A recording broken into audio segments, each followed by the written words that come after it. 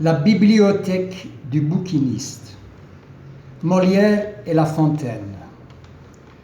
Monsieur Rumi était le meilleur prof de français dans tout le département borgien.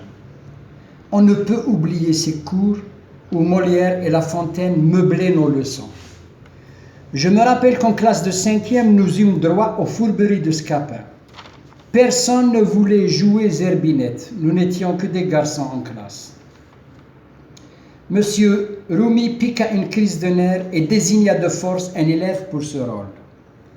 On oublia vite l'incident et chacun entra dans la peau de son personnage. 20 ans plus tard, je retrouve mon ancien prof de français juste après l'ouverture de ma petite boutique de bouquiniste. Il était ravi de trouver des bouquins bon marché dans sa ville. Il m'avoua qu'il dévorait chaque jour un livre, une boulimie phénoménale. Il sortit de sa besace un vieux bouquin. Être jaloux de quelque chose comme un gueux de sa besace est un proverbe qui veut tout simplement dire y être fort attaché, y tenir beaucoup. Chez nous, ce sont les gueux qui lisent.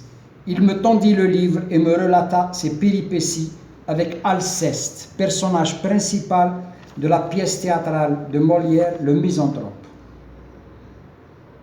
Je n'aime pas ce personnage et je trouve que son caractère est similaire au mien. Je ne supporte ni l'hypocrisie, ni la couardise, ni la compromission. Je ne l'aime pas car il est la risée de tout le monde, notamment des lecteurs et des spectateurs. J'ai lu cette pièce 3 fois et j'ai mal au cœur. Je ne peux plus l'accueillir dans ma bibliothèque. Elle y est restée longtemps. Il a souillé les rayons. Est-ce que tu peux me l'échanger contre un autre Molière? J'aime beaucoup cet auteur. Je suis resté bouche bée devant son discours. Et pour plaisanter, je lui fis carrément un chantage.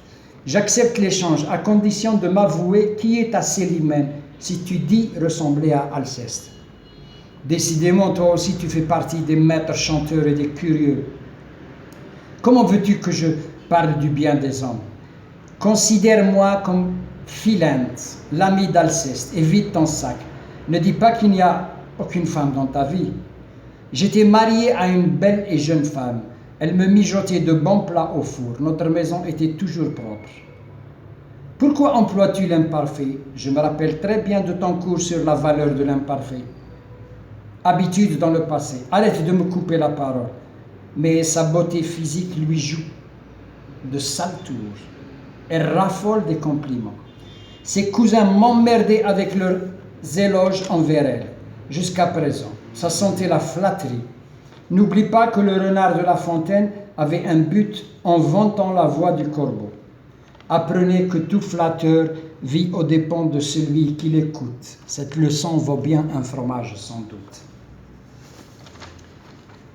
J'admets qu'on ne pose pas ce genre de questions à son ex-prof, mais je vais me permettre de demander à mon ami s'il aime encore sa femme après le divorce. Ça restera un secret entre nous. Je respecterai ton intimité. Rien ne pèse tant qu'un secret. Le porter loin est difficile aux dames, et je sais même sur ce fait bon nombre d'hommes qui sont femmes. Remplis maintenant ta petite tête avec les vers de La Fontaine, et pas trop de familiarité s'il te plaît. Allez, je prends le Misanthrope que tu ne veux plus voir, et je t'offre un cadeau en guise de remerciement pour m'avoir enseigné la poule aux œufs d'or et la grenouille qui se veut faire aussi grosse que le bœuf. Une perle rare, les fables de La Fontaine avec reliure bleue, rouge et des traits avec un jaune discret. En somme, une belle couverture pour un vieux bouquin.